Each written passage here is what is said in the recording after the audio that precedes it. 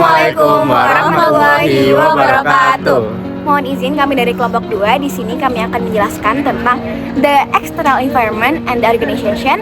Dan di sini kami izin untuk memperkenalkan diri. Perkenalkan, nama saya Atalia Ahza dengan NIM 626104066211. Perkenalkan, nama saya Nimade Ayya Kesari Devi dengan NIM 626104066209. Perkenalkan, nama saya Hairuni Sakaraceta Alindri dengan NIM 626140666210.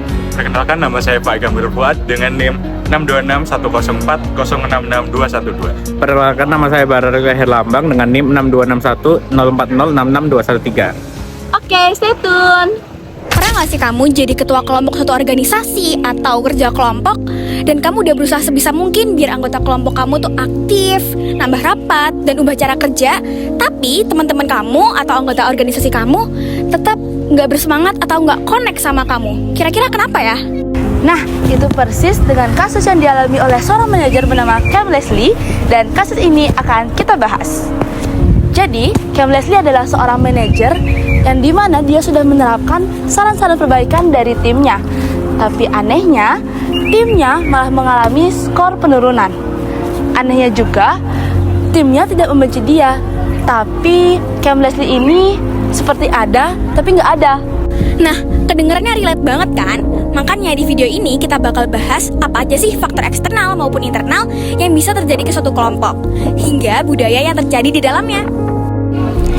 Nah, coba pikir tentang warung favorit kalian atau bahkan usaha kecil orang tua kalian di rumah.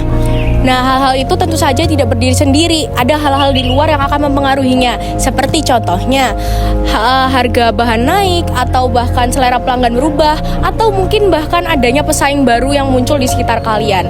Nah, hal-hal yang dapat mempengaruhi itu adalah external environment atau lingkungan eksternal. Nah, tapi ingat, nggak semuanya itu terhitung external environment ya. Seperti contohnya kalau misal ada gempa di negara lain yang sangat jauh, nah itu nggak terhitung karena kalian tidak terkena dampaknya. Tas environment, lapisan yang paling dekat dengan organisasi, hal-hal yang langsung berhubungan dengan sama kegiatan sehari-hari. Kalau balik lagi ke analogi warung tadi, ini adalah pelanggan yang beli tiap hari. Penjual bahan baku langganan kita, warung sebelah yang jadi saingan, sama orang-orang yang bisa kamu ajak kerja bareng. Di dunia bisnis dan organisasi yang lebih besar, ada 4 pemainnya. Yang pertama, customers, kedua, competitors, ketiga, suppliers, dan keempat, labor market. Selanjutnya adalah general environment. Kalau tadi kita bahas task environment yang berhubungan atau berdampak secara langsung, general environment ini tidak terlihat dampaknya secara langsung. Contohnya, jika ada harga kenaikan BBM atau kebijakan baru pemerintah, warung kamu nggak langsung terkena dampaknya pada hari itu juga. Namun, lama-kelamaan, harga bahan baku akan naik dan akan berdampak pada usahamu. Di general environment ini terbagi menjadi 6 dimensi, yaitu ekonomi, teknologikal, sosiokultural, political legal, internasional, dan natural. Untuk melihat keterkaitan 6 dimensi ini, contoh nyatanya adalah pandemi yang terjadi pada tahun 2020, yaitu COVID-19. Di sini banyak sekali perusahaan yang menutup operasionalnya, seperti Disneyland, seperti Hyundai Mobil yang kekurangan pasokan, hingga berbagai maskapai yang mencancel penerbangannya. Ini adalah contoh nyata bahwa general environment dapat merembet ke task environment secara bersamaan.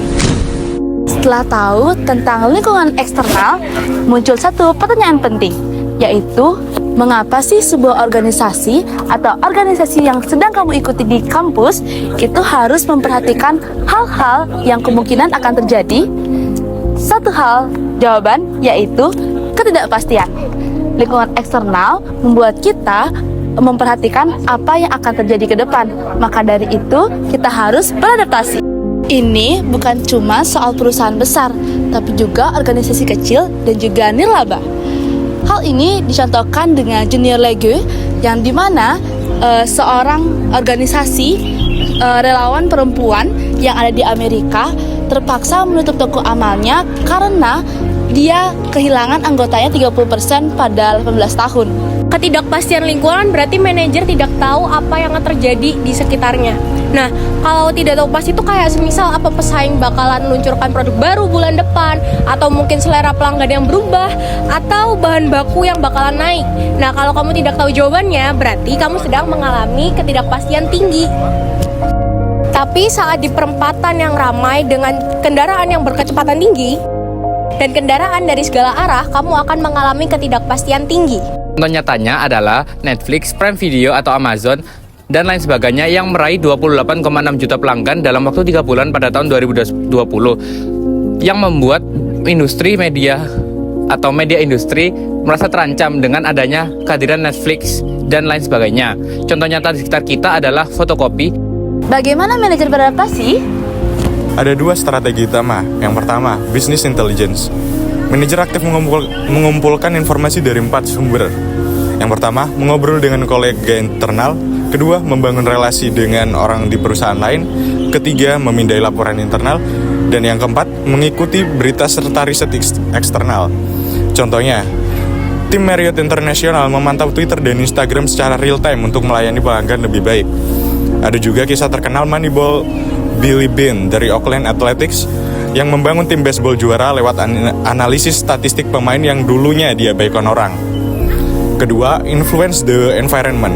Alih-alih hanya beradaptasi pasif, sebagian organisasi memilih untuk memengaruhi lingkungannya secara langsung. Misalnya, lewat lobby politik. Amazon saja menghabiskan hampir 17 juta dolar untuk lobby di tahun 2019.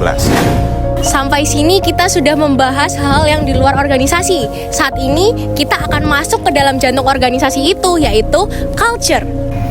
Kalian pasti pernah ngerasain perbedaan vibes dari setiap kelompok, circle, atau organisasi yang kalian punya.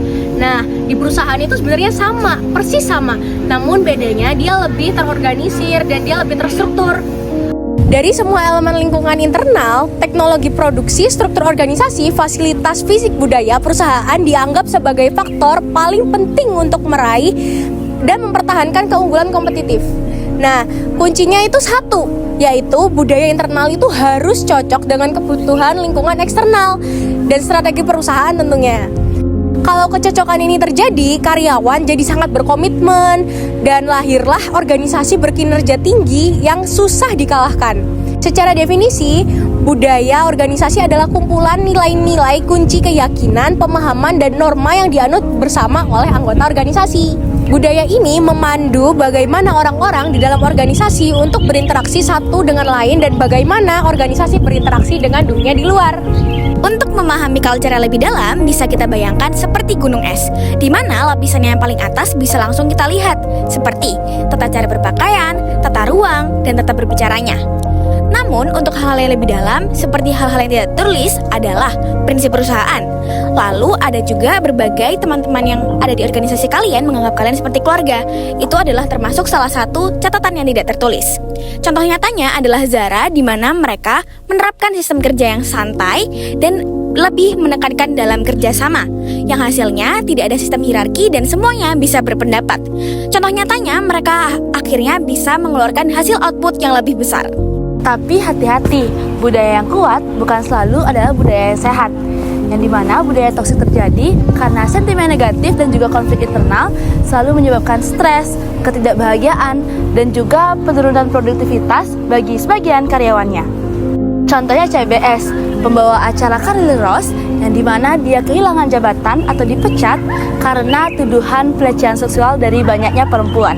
Dan hal ini menyebabkan CEO-nya juga kehilangan jabatan. Nah, hal ini merupakan peringatan bagi kita bahwa budaya yang kuat bisa saja justru menjadi ancaman bagi sebagian karyawannya. Kalau budaya bisa sedalam gunung es, bagaimana caranya kita untuk membaca atau bahkan membentuknya? Jawabannya lewat 5 elemen kunci. 1 adalah simbol. Simbol adalah objek, tindakan, atau peristiwa yang menyampaikan makna. Kedua adalah story. Story adalah narasi berdasarkan peristiwa nyata yang dibagikan dan diulang antar karyawannya. Yang ketiga yaitu hero, sosok yang mencontohkan karakter dan tindakan budaya yang kuat. Yang keempat adalah slogan, frasa singkat yang mengungkapkan nilai dari sebuah perusahaan. Yang kelima yaitu seremoni, kegiatan khusus yang direncanakan dalam sebuah perusahaan. Kelima elemen ini bukan cuma cara untuk membaca budaya dalam sebuah organisasi, namun manajer juga bisa menggunakannya untuk membentuk sebuah budaya baru.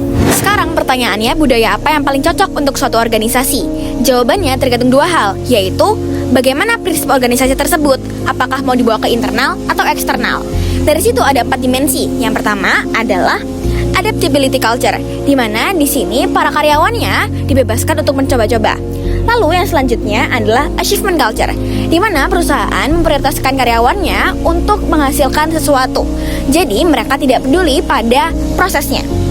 Lalu yang ketiga ada involvement culture, di mana perusahaan sangat peduli pada kesejahteraan karyawannya, seperti terdapat HR dan lain sebagainya.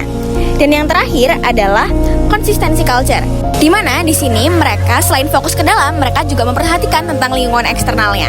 Budaya yang kuat saja ternyata tidak cukup. Perusahaan yang benar-benar berhasil adalah yang memperhatikan 2 hal, sekaligus nilai budaya dan hasil kinerja bisnis. Kuadran A, kinerja tinggi, nilai budaya rendah. Manajer mencapai target tapi mengabaikan nilai budaya. Kuadran B, kinerja rendah, nilai budaya rendah. Tidak mencapai target maupun menjunjung nilai. Kuadran C, kinerja rendah, nilai budaya tinggi. Manajer fokus menciptakan budaya yang kohesif dan kuat. Kuadran D, kinerja tinggi, nilai budaya tinggi. Inilah yang disebut budaya berkinerja tinggi atau high performance culture. Target tercapai dan nilai budaya tetap dijunjung. Solusinya, cultural leadership. Bagaimana caranya sampai ke kuadran B? Lewat cultural leadership, kepemimpinan budaya. Manajer seharus mengkomunikasikan terus-menerus atau over-communicate nilai budaya-budaya baru.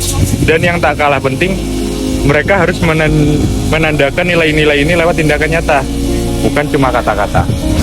Sekarang mari kita balik ke kasus Cam Leslie, di mana dia udah nerapin semua saran, tapi anggota timnya masih ngerasa jauh sama dia. Kira-kira kenapa? Alasannya adalah solusi yang sudah kita sebutkan tadi. Pertama, kita harus melihat dari analogi gunung es.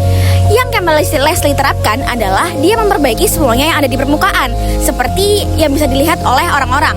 Namun masalah yang paling penting adalah yang ada di dalamnya, seperti cara dia melakukan anggotanya dan cara dia menganggap anggotanya sebagai keluarga. Dan itu adalah hubungan yang harus diperbaiki dengan jangka waktu yang lama. Kedua, perhatikan pola skornya. Yang balik banyak itu bukan skor negatif, tapi skor netral. Timnya nggak benci, tapi mereka cuma nggak merasa Cam beneran hadir untuk mereka. Coba bandingin sama pemimpin organisasi kamu yang suka versus yang biasa aja. Bedanya biasanya bukan di seberapa sering dia ada, tapi seberapa kamu ngerasa didengar dan dianggap penting sama dia. Ini persis gejalanya dengan involvement culture yang kita bahas tadi. Budaya itu nggak cukup cuma bagi tugas adil dan capai target, tapi orang harus beneran ngerasa terlibat. Ketiga, soal cultural leadership. CEO-nya udah 2 tahun ngomongin pentingnya keterlibatan tim ke seluruh perusahaan. Tapi Cam di level timnya sendiri belum jadi panutan budaya itu buat anak buahnya. Dia sibuk benerin sistem, nambah rapat, ikutin saran, tapi belum benar-benar benerin hubungan sama timnya. Jadi, pertanyaan untuk kamu, jika kamu menjadi konsultan untuk Cam, saran apa yang akan kamu sarankan kepada dia agar dia bisa keluar dari artifacts berubah, namun assumption tidak? Itulah perjalanan kita hari ini, dari lingkungan eksternal yang luas sampai ke budaya perusahaan yang paling dalam. Dan bagaimana keduanya sama-sama menentukan apakah seorang manajer seperti Cam bisa benar-benar terhubung dengan timnya, atau hanya terlihat sibuk tanpa benar-benar hadir.